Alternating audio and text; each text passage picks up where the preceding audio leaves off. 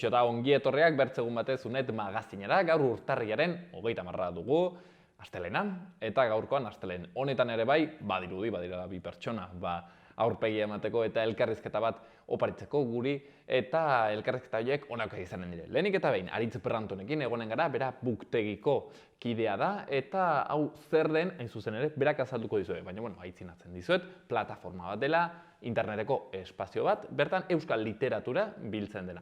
Bigarren elkarrizketan, Angel Rekalde izanen dugu gure platoan, bera Navarraldeko zuzendaria da, hau da, Nafarroako historia ikertzen duen eta biltzen duen elkartea, eta berak ekarriko dizkugu haien azken kontuak eta haien azken berriak. Guzti hori baino lehen, has gaitezen betiko kontuekin. Lehenik eta behin, efemerideak. 1988 urtea zen, urtarrilaren 30, William Shakespearen Romeo eta Julieta obra estreinatu zuten. 1984ean, Jose Manterola hil zen Donostian, euskaltzale eta idazlea izan zen, baina musikan ere lan garrantzitsua egin zuen. 1958ko urtarrilaren 30ean, Mahatma Gandhi, bakezale eta Indiako independentziaren burua, muturreko hinduista batek hil zuen. Eta 1988an Pegaso misioa abiatu zen, Baikonurreko espaziodromotik tripulazio artean Leopold Eyarts euskal herritarra zegoen. Misioak 19 egun iraun zituen espazioan. Gaurko lerroburu nagusiak.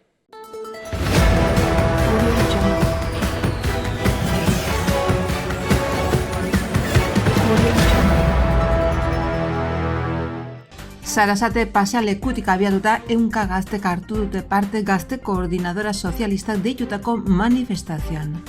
Nafarroko barne produktu gordinaren 4%ko txiruko hazkundearekin itxi du 2022 urtean. Irisgarritasuna denon eskura, egunerokotasuna erraisteko laguntza produktuen erosketa bultzatzeko eskubide sozialetako kanpaina berrian. Eder Partzuergoak Nafarroko Riberako partaidetzazko toki garapeneko estrategia aurkeztu du 2023-2027 aldirako.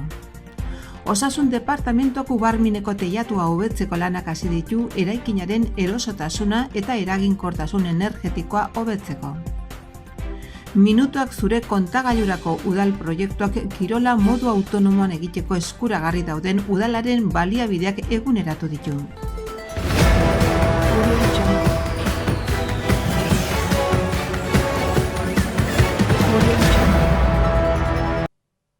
Eta ikus dezagun, aste honetako agenda kulturala. Astelehenean 8etan hondamendia antzeslana Gaiarren. Antzerkia izanen dugu eta ezatzen du horren zozketa dugula hemen Xalba Telebistan. Labaren epizentroa mikroerakusketen zikloan Jara Narbarlezen erakusketaren aurkezpena arratsaldeko 7etan otsailaren 2 aitzinera hilabete osoan zehar ikusgai egonen da Laban. Eta hortziralean, Nasker taldearen kontzertua Atarrabiako kulturretxean 8etan, 3 herrik antolatua. Eta igandean, Kondestable Jauregiko patioan atxaldeko 7etan, Ketaritik mundura nanopastorala. Goazen baitara egunkarien azalekin. Diario de Notiziasekin irekiko dugu gaurkoa eta lerroburu handi batean, Nafarroko lehen mailako arretako hitzorduen eguneko 30, 7 egunen ostean ematen dira, naiz eta komunitate irisgarriena izan. Osasun publikoaren defentsarako elkarteak mediku bakoitzeko pazienteen ratio altua ere ohartarazi du. 4 pertsonatik 3 arreta presentziala jasotzen dute. Argazkian, Osasunako eta Atletik de Madrideko jokalariak baloia lehiatzen. Eta izenburuan, saririk gabeko borroka. Osasunak porrota jaso du Atletikoren aurka 0-1. Defentsako huts baten ondorioz galdu du, partida orekatu baten ostean. Gaur ezagutuko du Osasunak bere aurkaria kopako final erdietan. Berri gehiagotan, hornidura zaila Pirinioetan, elurrak eta izotzak zaildu egiten dute saltzaileak eta hornigaiak herrietara iristea. Baitere, 5.000 langilek baino gehiagok aukeratuko dute Volkswageneko batzorde berria. Eta Miguel Ángel Martínez González, UNEko osasun publikoko katedradunak dioenez, Silicon Valleyeko guruek ez diete interneteko telefonorik ematen beren seme alabei. Eta Diario de Navarran, Nafarroan, erorketek eragindako heriotzak trafikoak baino 132 handiagoak izan dira. 53 pertsona, gehienak 70 urtetik gorakoak, kolpeen ondorioz hil ziren urtebetean. Argazkian Atletico Madrileko jokalariek 0-1 ospatzen dute Abderen HKB-aren aurrean. Eta lerroburuan porrota okerragoak izan gabe. Defentsan egindako akats batek Osasuna zigortu zuen 73. minutuan, naiz eta Atletico Madril estu eta larri jarri zuen sadarren. Berri gehiagotan, Tuterako bizilagun bat hilda, bigarren solairutik erorita. Mariano Zerbera Caparroso erori egin zen leiho batetik balkoi batera sartzen saiatzen. Eta etxerik gabeko pertsonentzako pisuen foru gobernuaren planak porrot egin du. Ez du lortzen beharrezko higiezin kopurua, ez da lurralde edapena ere. Gara egunkarian, zera diote lerroburu nagusian. Parke eolikoek Imazen 2002ko arauaren pean jarraitzen dute. Instalazio berriak eraikitzeko emandako urratsak kontrastatu egiten dira hitzartutako energia berriztagarrien lurralde plan sektorial berriaren onarpenean izandako atzerapenarekin. Argazkian futbola, Erreala indartsu Bernabeun 0-0 gelditu ziren. Baja ugarirekin egonik ere Errealak maila bikaina eman zuen Real Madrilen zelaian, defentsan eutsiz eta erasoan izutu ere egin zuen. Berri gehiagotan, Male Osa Ansa, mendiko korrikalariaren hitzak, nire helburu nagusia beti gozatzea izan behar du. Horrez gain, Autismo Euskadi, murrizketen aurkako ahotsak eta Israelgo gobernuak senide palestinarren eskubideak ezeztatu ditu. Eta gaurkoan, astelenetan berria ez dagoenez Euskal Herria irratia. Berri nagusi batean, Osasuna gerida eta ongi ez da aski. Defentsan egindako huts, egite bakarra larrutik ordaindu du Jagoba Arraseteren taldeak. Gorritxoek 7. postuan eta 28 punturekin amaitu dute lehen itzulia. Gaur ordu batan eginen dute kopako finalerdietako zozketa. Alboko berrian, sinadura bilketa abiatu dute hurbileko elikadura ereduaren alde, eta azkenik, Endika Alonso EH Bilduko kidearen hitzak. Dagoen giroarekin, adostasunik bilatuko ez duela aitortu egin du Maiak.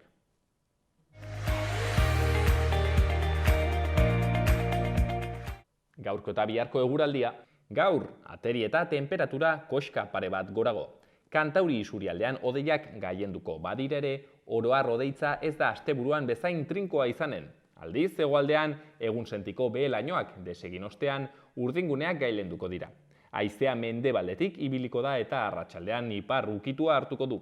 Temperatura maksimoak 3-4 gradu igoko dira.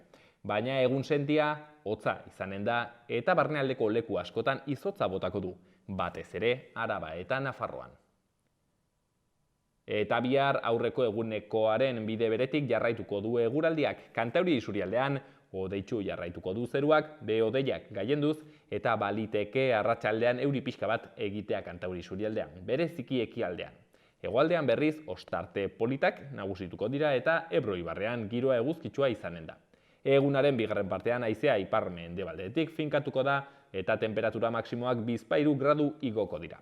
Egun sentian Araba eta Nafarroako zenbait puntutan baliteke izotza egitea.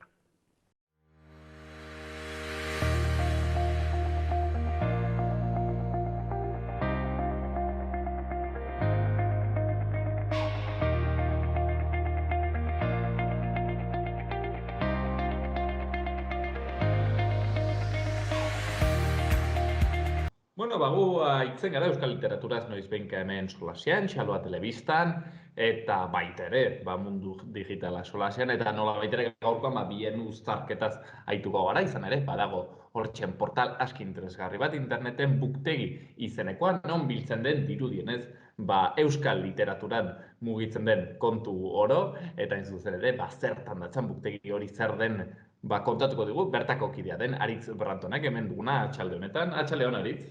Arratsaldeon. Zuri galdetuko izut zuzenean, ea argitzen euzun, zer da buktegi?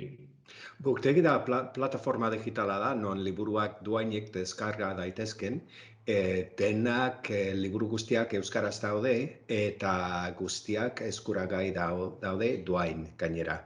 Liburuekin batera audioak eta bideoak ere baditugu. Beraz, gure asmoa da euskaraz irakurtzeko eta idazteko zaletasuna bultzatzea edo sustatzea. Eta Booktegi sortu genuen duela 6 urte, astero zerbait argitaratzen dugu, liburu bat edo audio bat edo bideo bat, beraz dagoeneko dugun edukia nahiko zabala dela izan genezake. Ze topatzen aldugu bertan, aipatu duzu zerbait ere, baina konta iguzu gehiago, ze gauza daude bertan. Batez ere liburuak esango nuke, batez ere liburuak eta esan bezala guztiak euskaraz daude, noski. Liburu mota asko dira, poesia, fikzioa, drama, saiakera, irakurle guztiontzat badago zerbait, baita oraindik ere irakurtzen ez duten euskaldunentzat ere bai. Eguzkilare atalean aurkituko ditugu ipuinak, kontatuak gazteentzat, ezta? Bideo formatuan, audio formatuan, baita liburu formatuan ere. Beraz, gure asmoa da euskaldun guztiei zerbait eskaintzea. Badire, aritz liburu nola errazen da, audiozko liburuak, audio liburuak, hori ez zugu aurkituko bertan, ezta? Barkatu esan berriz? Ea topatzen dugun bertan audio libururik, egizu liburu horiek, nola baitere audio formatuan daudenak, baino ez bakarrik gazteentzat, publiko guztientzat, badira alakoak. Bai, audio liburu badaude, 150 edo halako zerbait, bai.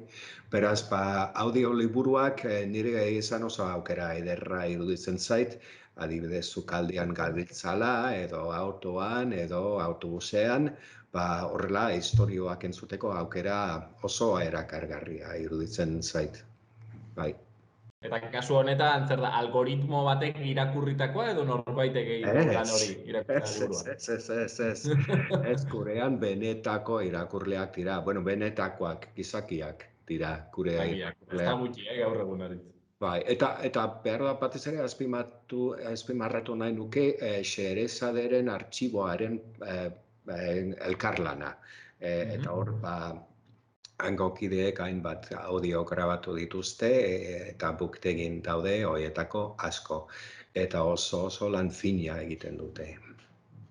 Beste kontu bat aritz, hor baduzuena da, bertako liburutegiak ez, bertako artistak agertzen dira, hemen Euskal Herrikoak gomendioak egiten, ezta? Ez da, liburuak, pelikulak gomendatzen dituzte, badago atal bat horrenen. Bai, ez dakitzen gomendio diren, 50 edo, hainbat sortzaileen gomendioak dira, eta, bueno, ez dakit, halako batean burretzen ez zaigunean zer irakurri, edo zer ikusi, edo zer entzun, gomendio horiek interesgarriak izan daitezke, bai. Kontu gehiago Booktegin topatzen alditugunak, bat aski deigarria eta interesgarria, Elkarriz kateak izenenkoa, zer dago? Bueno, Elkarriz katea da solasaldiak dira, idazleen arteko solasaldiak, eta lehenengo atalean A idazleak B idazleari galderak egiten dizkio. Eta hurrengo atalean B idazleak D idazleari. Eta horrela, katea itxi arte. Azken idazleak lehenengoari galderak egiten dizkio. Beraz, hori da katea kontzeptua edo idea. Eta gai nagusia literatura da. Alde berean bada idazleak ezagutzeko aukera bat. Eta esan bezala patuz. Zenbat kate begi ditu kate horrek? Barketua esan?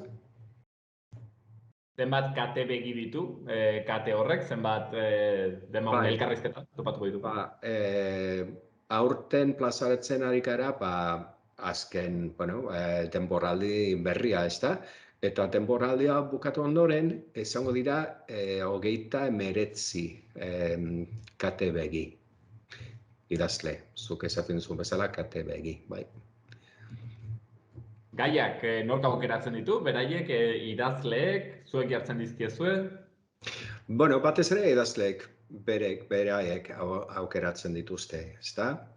Kontuan hartuta norekin mintzatuko diren. Batzuetan guk ere iradokizun batzuk ematen ditugu, baina batez ere idazleek beraiek pentsatzen dute zeren inguruan hitz egin kidearekin, ezta? Solaskidearekin. Eta, claro, ez dut ikusi elkarrizketa horietakoak, baina, bueno, akaso enbidia pixket sartuko zait, eta komplejoa ikusten nahiek zer ongi egiten duten, zer moz ikusten dituzu erran, gustora hitzen diren, normalki, literaturzaleak direnak, idazleak, bertze idazleekin solasean, bueno, hori formatu bitxia eta interesgarria da. Bueno, solasaldiak dira, beraz, oso garrantzitsua da jendea gustura ibiltzea, eta uste dut oro har, jendea gustura dabilela. Eta horren, gai interesgarriak ateratzen dira, eta oso atsegina da ikusteko, bai. Aritz, ez dakit nola ikusten duzuen zuek euskal literatura, aprobetxatuko dut, baliatuko dut hemen zaudela ere hoi galdetzeko. Ez dakit gainbera batean dagoen, ez dakit momentu bereziki on batean dagoen, ez dakit hor zerbait argitzen aldi guzun.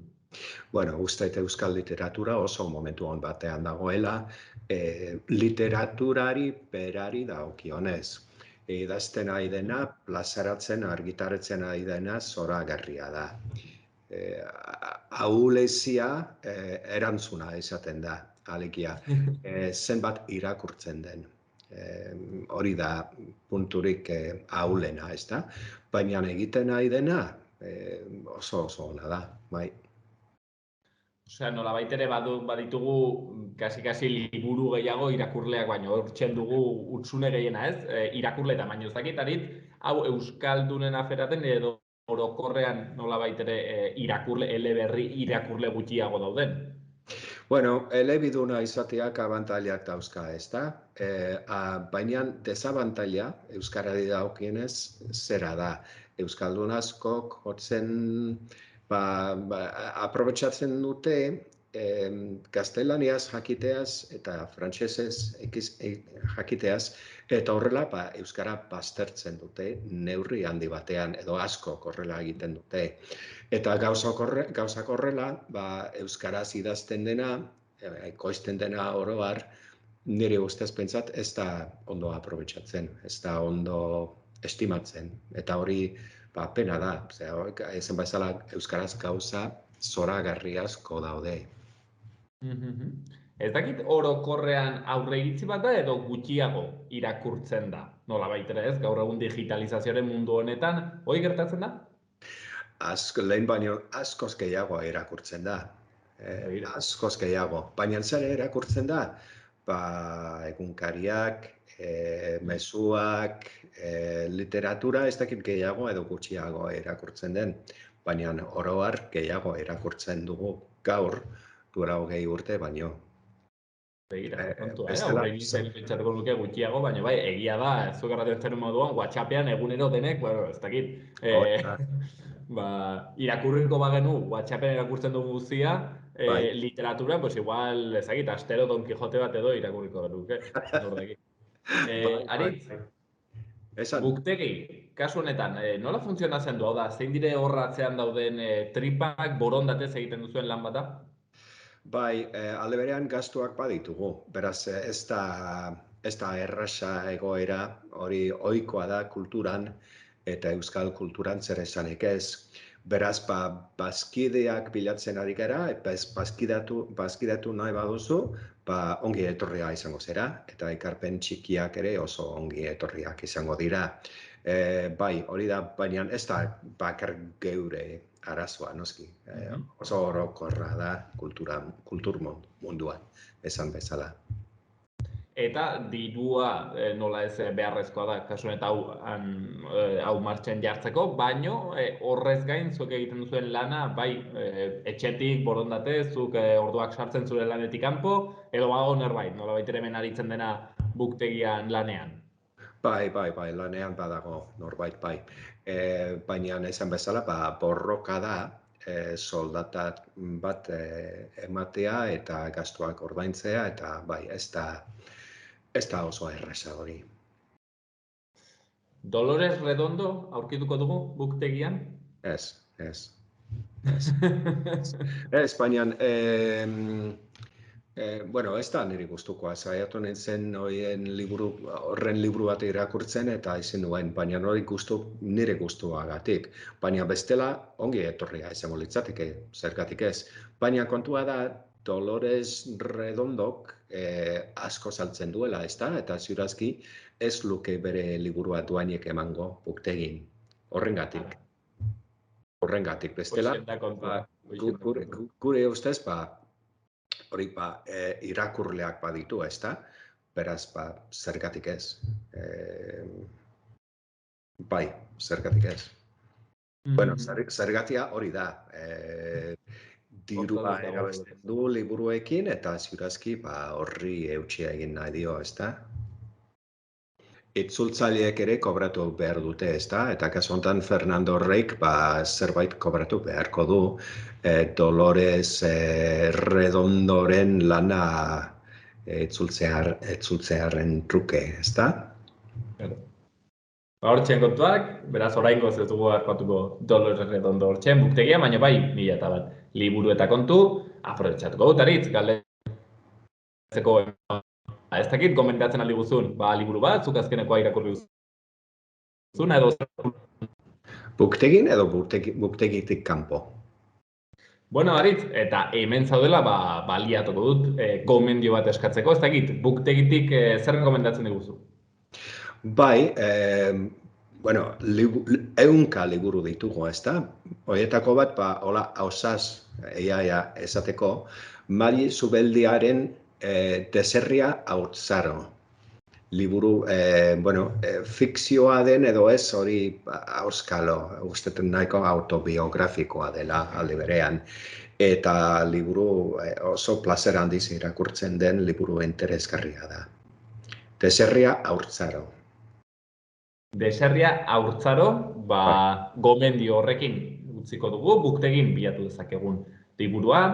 Buktegi, beraz, hortxen, plataforma hori, portal digital hori, hortxen, bilatu sartu interneten eta kuskusiatu, hor badiren 1001 kontu, erraten genuena elkarrizketak, badire gomendioak eta badire nola ez, liburuak, poesia saiakera eleberria. Guzti hau kontatzen, Aritz Branton, buktegiko kidea. Mila esker onditz, Aritz. Eskerrik asko zuei, ondo segi.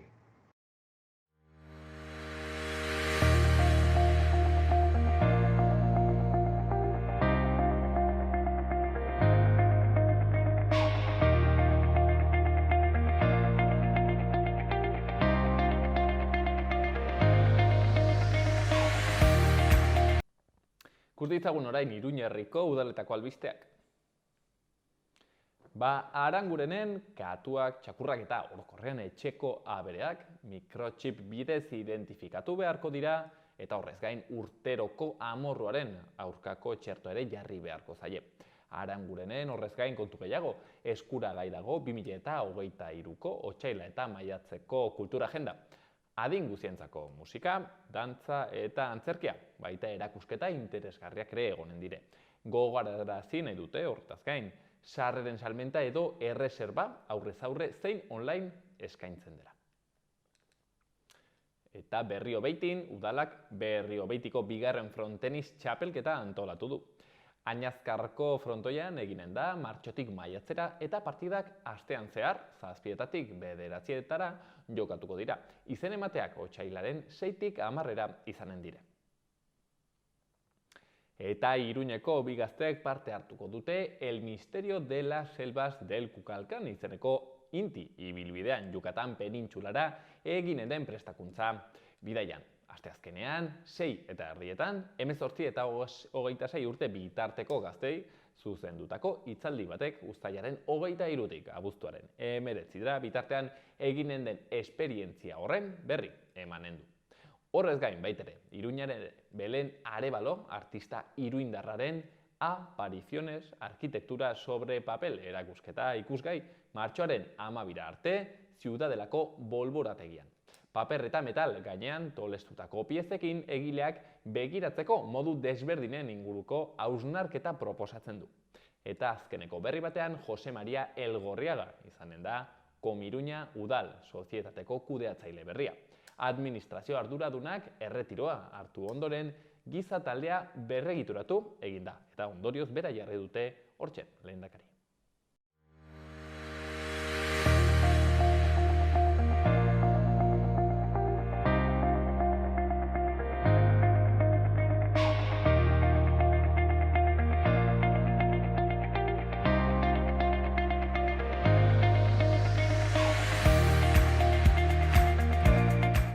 Lehen errandugu moduen gaurkoan berriz ere hemen plazer handitzez badugu Angel Errekalde gurean, bera Navarraldeko zuzendaria da, eta ituko gara historiako hainbat kontuz solasean, betire gaurkotzen egiten ditugun ariketa horiekin, galderekin, eta lehenik eta behin galdera bat garrantzitsua, Angel, zergatik da Angel Errekalde eta ez Angel Errekalde? Galdera ona da, baina badakizu.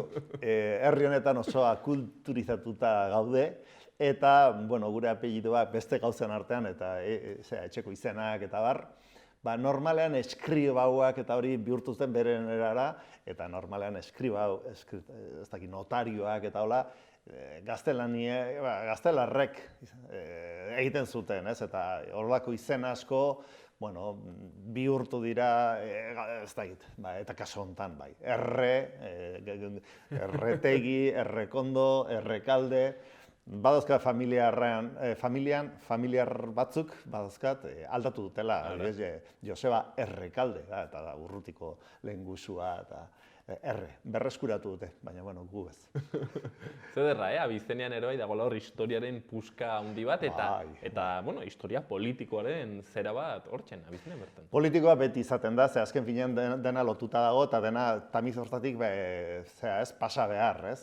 Baina bai, akulturazioaren oso importantea da, eta azken finean gure kulturak eta ingurukoak oso desberdinak dira, orduan, holako kontrastea normala da. Angel, erran hautea urtengo inautetan, eneko aritzaz mozorrotuko zarela. Ez dut uste, jas nago mozorroteko, nahiko mozorrotuta nago. Ez, egia esan, broma bada ere, orain dela gutxi egon naiz Marrakesan, eta txilaba autentikoa, benetazko txilaba bat erosi dut, eta orduan joango naiz. Tolosan daukagu ohitura bat, eta da, ez dela behar mozorrotzea. Hartzen duzu txapel, kapela, edo hartzen duzu edozein, eta ia zaude giroan, orduan. Hori bai, jarri nahi baduzu, dena zilegi da eta dena irikia ez. Baina guk ez dugu behar, gu jan mozorrotuta gaude Tolosan badakizu. Txilabaz ari zarela eta igara honekin gaira hurbiltzera, galdetu nahi dizut. Zegi txilabako den zerbait ikusteko Nafarrekin. Nafarrak, zer gara? Musulmanak, katolikoak edo paganoak? Nik esango nuke hirurak. Hemen denetatik oso globalizatuta egon geha beti. Eta orduan, egia da, hau, esaten zenararen kontra, hau, pasoko tokia izan da. Eta hemen pasa dira, erlijio guztiak eta kultura asko, ez? Beti esaten dugu, done jakue bidea, baina ez da hori bakarrik. Hemendik pasa dira herriak, zeltak eta gero barbaroak, alanoak eta zuegoak eta bisigodoak eta pasa, hemen gelditu ez, baina pasa bai. Orduan, eragina izan dute danak. Bertako kultura oso lotuta egon da naturarekin. Horitzen naiz idazle batek esaten zian, hemen benetazko jatorrizko izana izan zitekela dendrolatria. Arbolen, ez dakit, adorazioa, edo ez dakit dendrolatria. Baina hori ez bazan, egia da oso lotura, hemen garbi da, mari daukagula, eta erentzugea, eta holako erreferenteak, ez? Eta horiek dira paganismoaren ezaugarriak eta erreferenteak. Baina gero, hemen, gu oso romanizatuta geunden, bere garaian, orduan, erromatarren kultoak eta etorri ziren, eta kristautasuna noski ere bai. Eta musulmanak ere, honaino etorri ziren, harremanak nahiko gatazkatsuak izan ziren, baina batzuk bihurtu ziren. Hemen, dokumentazioan agertzen da, holako Hueskako buruzagi bat, izena zan, ez dakizen, Euskara, hola, izen horrekin, garbi izan Euskalduna zela, eta berriz izenaren egituragatik erabat musulmana eta kultura horretakoa, baina jatorriz euskalduna. Eta hain zuzen ere, hor nolabait ere, izen klabea da Banu Kasi, eta Banu Kasien liburu bat hain zuzen ere egin duzu, hementxen bertan duzuna. Bai, Banu Kasi. Kaso hortan, begiratzen badezu, pixkat hori, konturatzen zea, Banu Kasi jatorrizko izena esan nahi du, Kasioren semeak, literalki. Banu, esan nahi du, semeak. Kasio zein zan, izen erromatarra. Historikoki esan da, bisigodo bat zela. Hemen Tutera inguruan eta Borja eta Arnedo eta inguru hortan bizi zena, jauntxo bat zan, eta bisigodoa. Izena ez da bisigodoa, izena da Kasio. Kasio zan erromatarra, oso famili ezaguna eta potentea. Eta guna farrak Rolex, ez dakit. Ez du zer ikusirik. Badaude famili batzuk, Escipion, Julio zen famili bat, familia Julia, olako, eta Kasio da klasiko bat. Eta dirudienez, horietako bat, hemen Euskal Herrian, posesore deitzen zena izan zen, gero bisigodoak etorri zen, eta bera oso azkarra bihurtu zen bisigodo. Gero etorri ziren musulmanak, eta bera juntzan Damaskora, eta hori dokumentatuta dago, eta hango kalifakin negoziatu, eta bihurtu zen musulmana, eta bueltatu, eta orduan jarraitu zen jauntxoa izaten bere inguruan, bere esparruan. Eta bere familia eta bere ingurukoak euskaldunak ziren, oso garbi, oso dokumentatuta dago, ez? Eta orduan, musulmanen artean, deitzen zitzaien, Kasioren semeak, hori ez, eta Banu Kasitarrak. Orduan, musulmanak, euskaldunak, eta jauntxoa jatorriz, holako famili erromatar batekoa. Zer urtetaz ari gara? Hauek, Banu Kasitarrak indarra hartu zuten, eta batez ere Euskal Herrian paper historiko eta politiko importantea jorratu zuten, 8.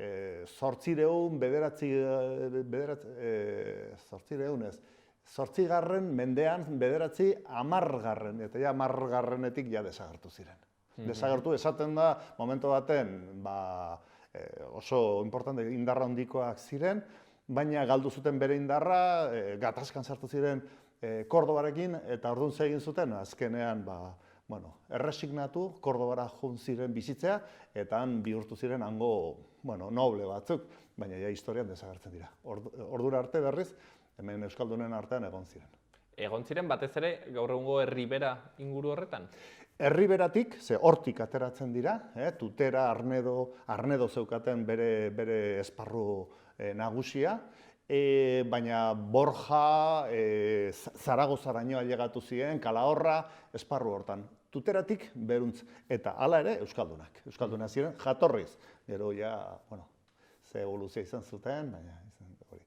Ez dakigu ze harreman izan zuten hemengo bertako dendrolatroekin eta paganoekin, kristauekin, ez dakit orduan kristautasuna iritsia zen hemendik. Baita. Ez dakit hor harreman gatazkatsua zegoen hor kultura horien artean? Bai, hasteko parienteak ziren. Osea, zuk ikusten badezu, hemen agertzen da, liburuan jarri dugu bere arbol genealogikoa, bere garai hartako, familiaren klabeak, izenak eta hola, eta hemen ikusten duzu. Musa, Musaren semea, Musa, hori da izena, literalki, hori zen Eneko-Aritzaren anai ordea. Bere ama berbera, Oneka, baina Eneko-Aritzarena zen Inigez, esaten da, Inigo, Enekonez, olako zer, Inigo izango zen, eta bestearen aita zen Musa, hain zuzen, Kasiotarren Musa. Ama berbera, ezkondu zen lehendabizi batekin gero hil zitzaion senarra eta ezkondu zen bestearekin, eta orduan, bi buruzagi bat Inigotarren familiko burua edo jauntxoa, eta bestea Banu Kasitarrena aliatuak izan ziren. Eta Musa ezkondu zen bestearen alabarekin, hor ere familien arteko olako endogamia zegoen, baina ikusten duzu liburu. Olatra gara, nafarra gero. Olako familia ikusten duzu, bi familia mende horietan, mende nagusi horietan, oso nahastuta, oso interkonektatuta.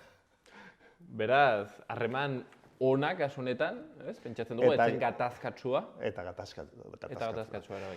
Adibidez, ikusten badu bere ekintza nagusia gure historiaren ikuspuntutik, izan zen, 1800 eta 24ean izan zen horregako batailan, aliatua jun zirela, baina hori baino lehenago, 26 urte lehenago, Mutarrif, Muzaren anaia, anaizarrena, Iruñean zegoen gobernadore. Eta altxamendu bat izan zen, eta hil zuten. Eta hil zuten beste baskoi batzuk.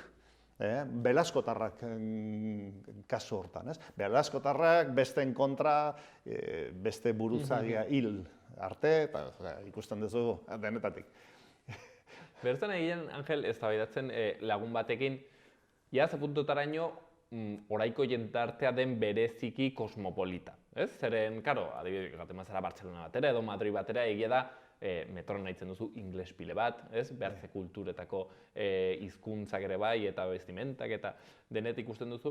Eta aldi berean, pentsatzen duzu, baina iraganean ere, haizu, nahiko kosmopolitak izan gara zentzuren batean, juderia auzoak adibidez hor egon dire, edo hemen aipatzen zenuen, hiru kultura ere egon zirela bete-betean, erran edut, karo, ere batzutan igual badugu aurre iritzi bat iraganarekiko ez dela erabat betetzen. Erabat ados, hau gizarte hau oso lotuta egon da Europako joera guztiekin, familiekin, potereekin, batzuk ziren frankotarren aliatuak, beste batzuk Kordobako musulmanen aliatuak, hain zuzen hauek. Hain zuzen horrek lagundu zigun Euskaldun bezala gure independentzia lortzeko, ze hauek egiten zuten Kordobako kalifen aliatuak ziren, eta nolabait egiten zuten koltsoi bezala, ez? Ez zagoen horren beste, ze azken finean ziren aliatuen aliatuak, ez?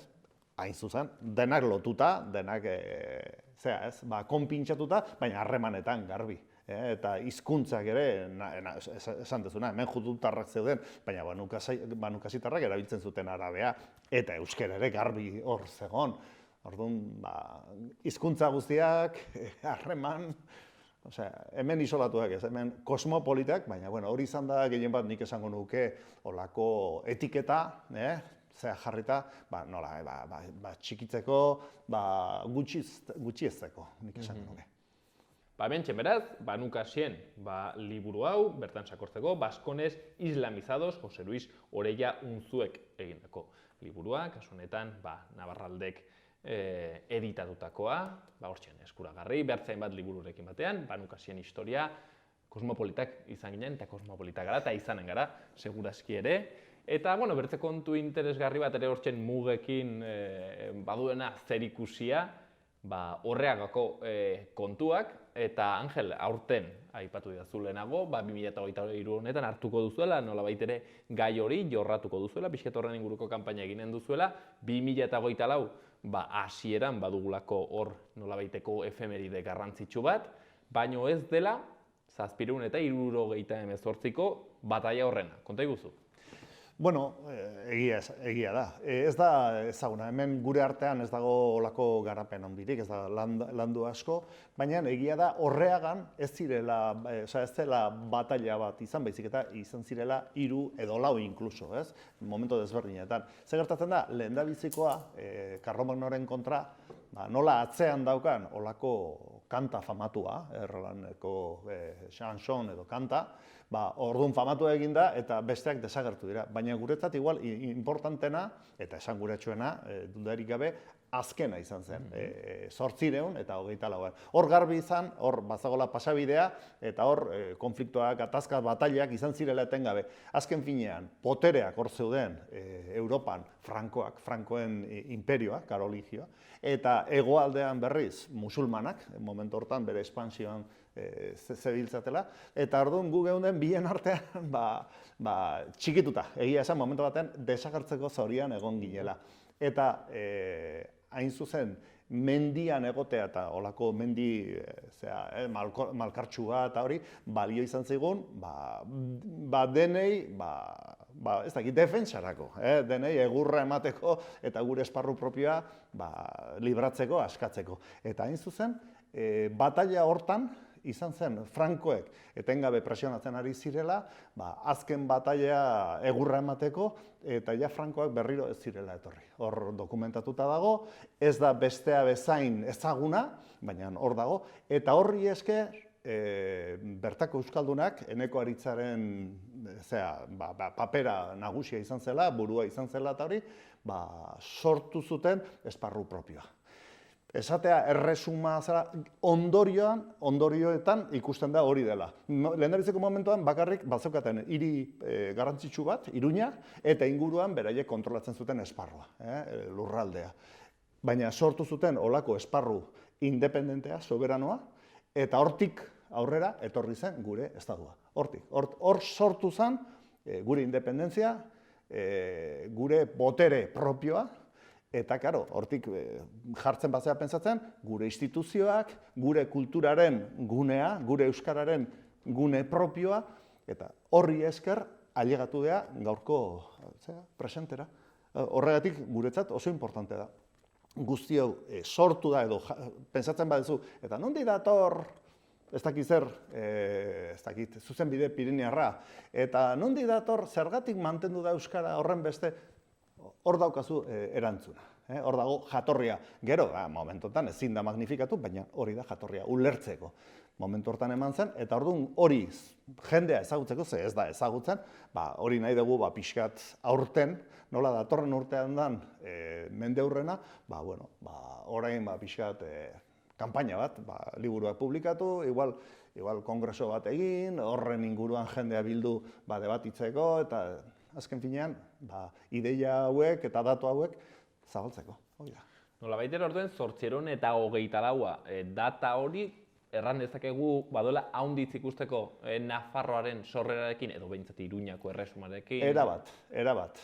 Nafarroako erresuma dauka aurrekari, hain zuzen, Iruñeko erresuma. Gero gatazka guztiekin, eta baina jatorria hori da. Eta horren jatorria hau da. Gatazka eta Eneko Aritzaren indartze prozesua.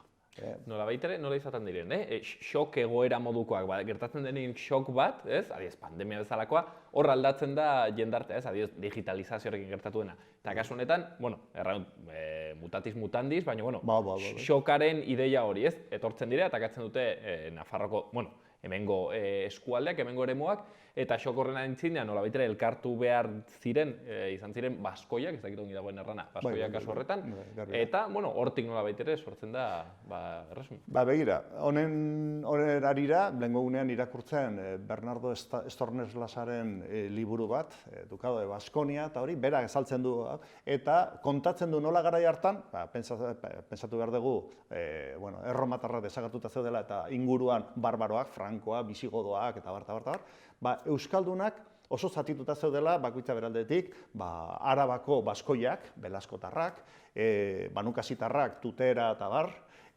mendiko euskaldunak, Eneko Aritza eta biek, ematen du bere familia bigorratik zetorrela, Jakako euskaldunak, aparte, Iruñekoak, Nafarrak, ze Nafarrak ziren beste eskualde txiki bat, bakoitza beraldetik.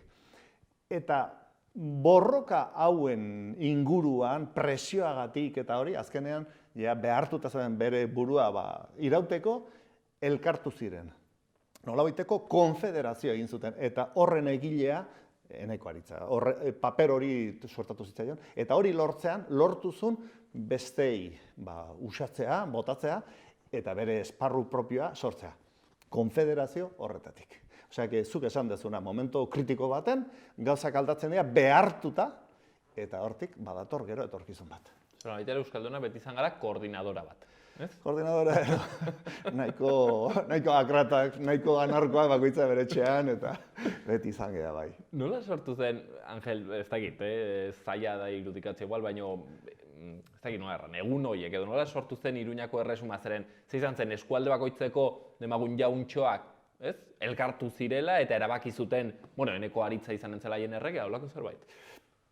Izan daiteke, formalki horrela esaten da, errege bat izendatzeko, jauntxo batzuk elkartzen ziren, jartzen zuten eskutua, gainean jarri eta altxatu, eta esaten zuten, zu erregea zea, gu hemen, eusten dizugolako. Bestela, kendu, baten bat erortzen, apartatzen bada, zu pikutara, zoaz.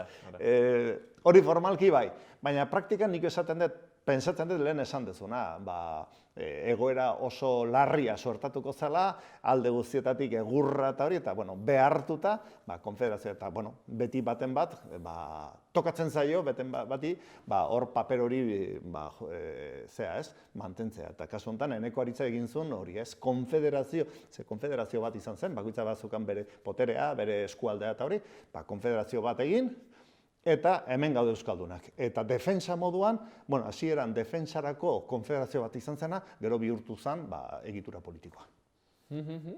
Ostra, OTAN moduko bat, baino... Segurazki, militarra hasieran, bakoitza bere etxean gero aginduko zuen eta hori, baina gero aman komunian zeukaten euskaraz hitz egiten zutela, eta gero kultura eta bestelako ohiturak eta hori, nolabaiteko koherentzia bat zeukaten. Zer den, Angel, bi potentzien artean egotea, orain Ukrainarekin ikusten ari garen bezala, hor zaudenean, bi potentzia hegemonikoren artean, hor, direla baten borroka horretan, pasen bat zaituzte erdian, inoz. Zoritxarrez, hori mendetan tokatu zaigu egotea, eta hori da gainera, Bianako printzeak, edo Carlos Bigarrenez nahi zoritzen, nork esaten zuen hori ez, bi aldietatik, alde guztietatik jaten gaituzte ez, utrinkue roditu esaten zuten ez, badago esaldi, esaera zar bat, eta dokumentatuta, errege batek esaten da, alde guztietatik jaten gaituzte. Angel, aprobetxatuko dut ere galdetzeko, Iruñeko erresuma aipatzen da eta Nafarroko erresuma, eta batzutan erraten dugu ez, hola, harinkerian, hoietako bat, ez? Ze diferentzia dago bi erresumen artean?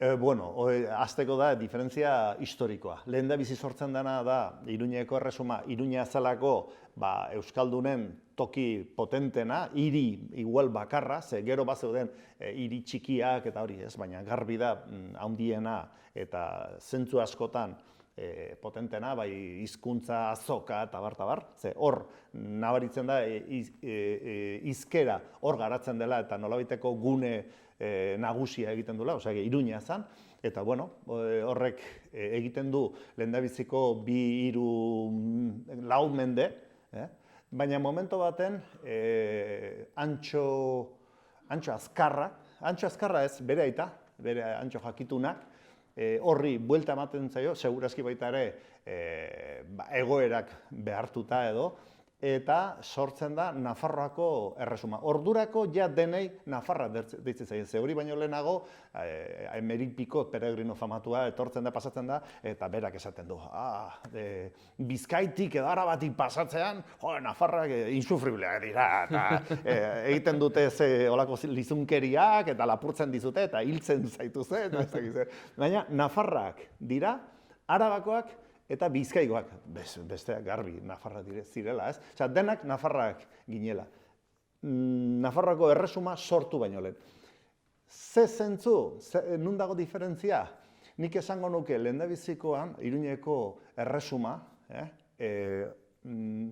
erdiaroko erresuma zela eta dena errege eta bere kortearen inguruan sortuta. Hor zegoen familia, hor zegoen poterea, hor zegoen hiria, eta momento baten Nafarroko bihurtzen da, eta hor aldaketa, eta hori da hipotesi bezala, ze hor ez dago nahiko gartuta, segurazki horrek eskatzen du tesi doktoral bat, ikerketa sakon bat eta hori, baina, historialarien artean eta Nabarralden komentatu duguna, beste bigarren fasean, erresuma, ez dakit nola esan, territorialago dala, ja ez da hiria, baizik eta lurraldetasuna. Eta lurraldetasun hortan, ja hiri batzuk badaukate bere foruak, badaukate bere presentzia, badaukate bere jauntxoak, eta badaukate eskubideak. Nik uste dut jendearentzako, errege baten, erresuma batetik, foruak izatea, pasatzea eta hori, jendearentzako pentsamolde molde eta baita ere nolabaiteko integrazioaren, sentimentoaren aldaketa oso importante ematen dela. Pixket, erregetik naziora, nolabait ere aldaketa bat? Alako Hori zerbait? gehiegi esatea da, Gehiegi. baina bide hortatik. Bapatean, jendea eskubidea zeuzkan. Ja ziren bere herriko partaideak eta horrekin zeuzkaten eskubideak, etxean ondo egoteko, ez dakit, preso izan gabe, eta gero zeukaten azoka propioa, gauza batzuk, ez? Eskubideak, foruak azken finean horiek ziren. Eta nire ustez hori da aldaketa nagusia. Eta hor badago irakurketa bat, hori da ondorioa, ez? Eta da, Iruñeko erresumako lurraldeak galdu direnean, galdu dira betirako. Horrez dago jendearen atxikimendua edo lotura. Eta berriz, gero galdu diren esparruak, adibidez, Baskongadak, Errioxa eta hori, gero mendetan atxikimendua mantendute mendetan. Gero azkenean, adibidez, gaur egun Errioxan ez dago, baina, nik ez dakit gainera Errioxa ze momentotan galtzen dan erabat, ez? Baina adibidez, garbi da, adibidez, Baskongadaetan eta hori, beraiek ja Nafarrak zirela eta bazeukaten olako kontzientzia, herri kontzientzia. Eta hor mantendu da euskara, mantendu da foruak, jarraipen bat eman dela askoz garbiago.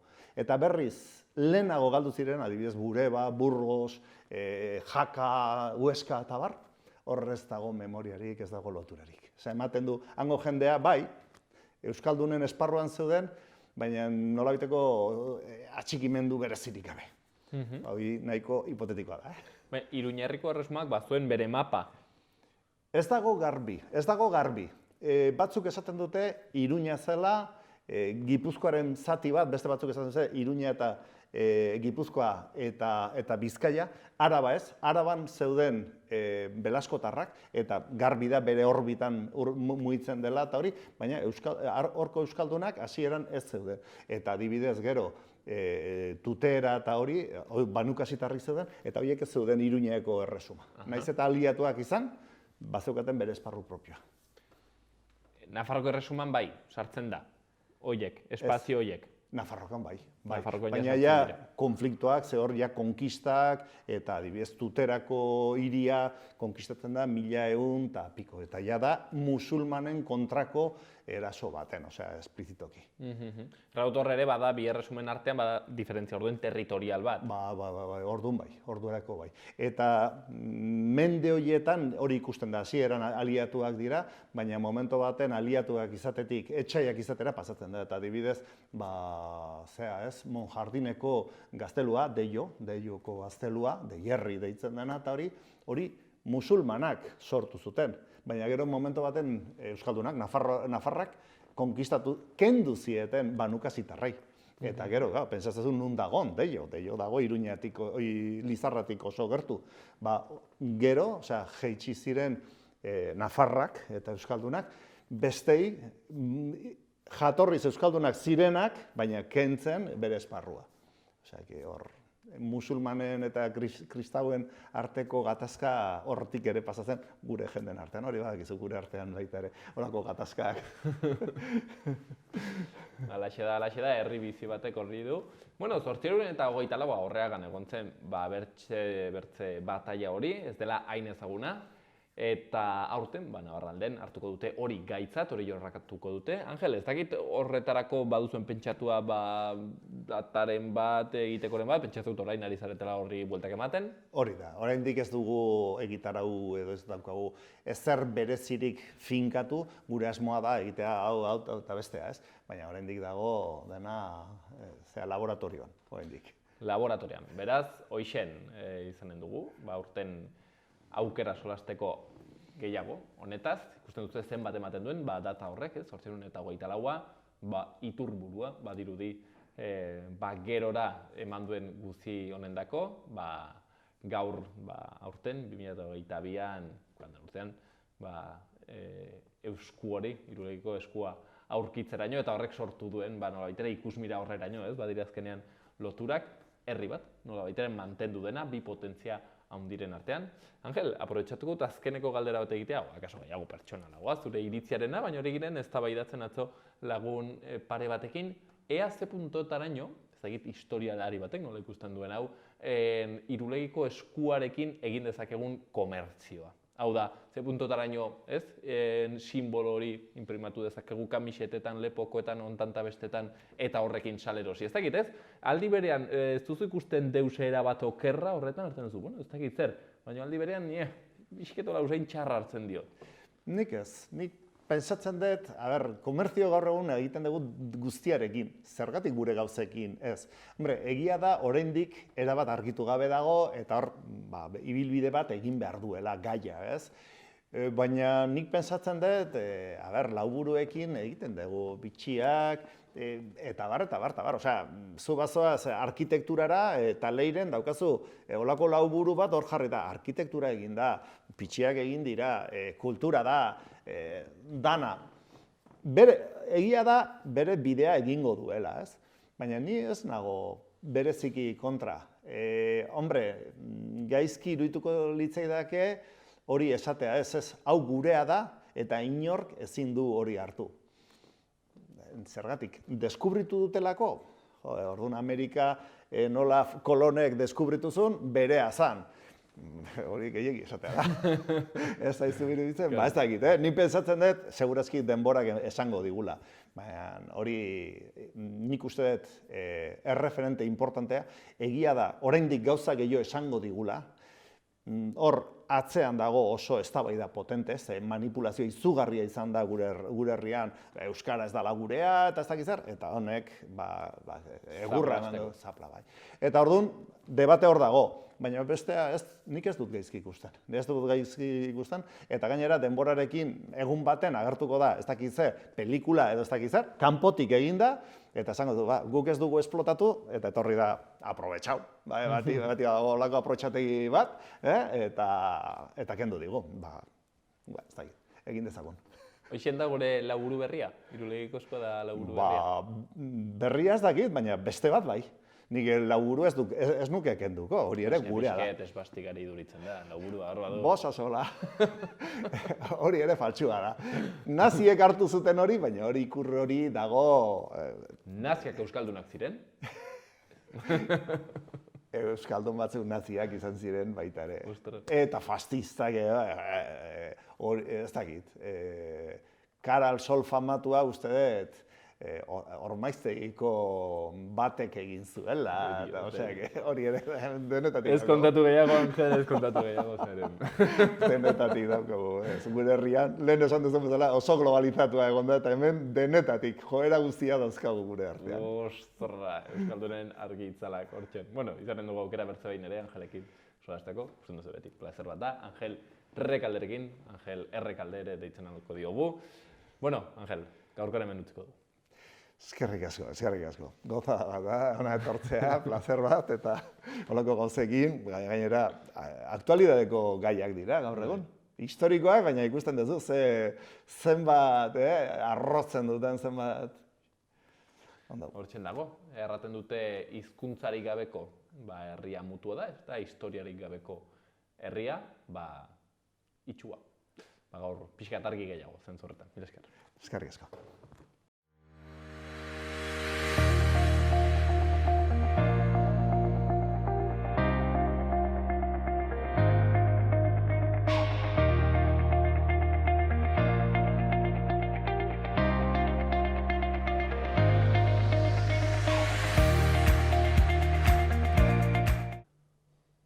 Bueno, hauxen dena gaurko magazinean astelehen honetan, bihar ere asteartean hemen egonen gara, eta espero dugu zuek ere hor egotea. Hori bai, ez ahaztu, gainera zozketa bat dugula. Xaloa telebistan, zozketa bat dugu zuretzat, zehazki Gaiarre antzokian otsaiaren batean izanen den hondamendia antzeslanerako sarrera bikoitza zozketatuko dugu. Hondamendia zabortegi bat hartzen duelako hizpide antzeslan honek, Zaldibarko 2020ko gertakizunak zehazki, bertan hil baitziren bilangile.